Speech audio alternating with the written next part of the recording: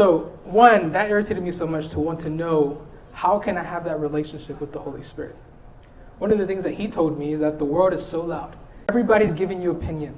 There's a spiritual war out there. They're also giving you opinions.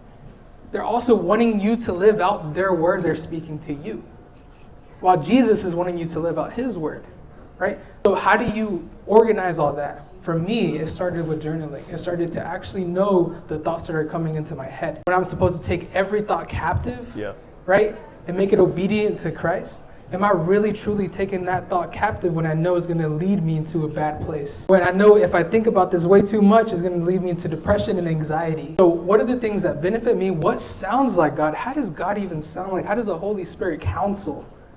And that's when I started to highlight things and be like, okay, this brings me joy. This brings me peace. That sounds very familiar. The fruits of the Spirit. They're aligning. I think is when you train your mind already to take those thoughts captive, to know what is from the Holy Spirit and what is not. How do you get led by peace if you never felt peace? Because he says that I will leave peace with you, not as the world gives. So how do you differentiate what the world peace is and what his peace is? And that comes over time. It comes with really failing. When thinking that it is the peace of God, but it isn't, and he comforts you with it. And you're like, oh my God, this is the peace? And then you start trying to live that out more.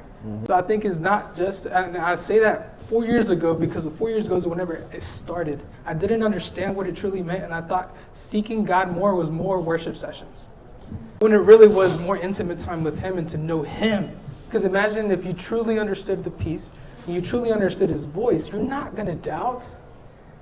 If we're completely honest with ourselves, we wouldn't doubt. And what would a world like that look like without doubting?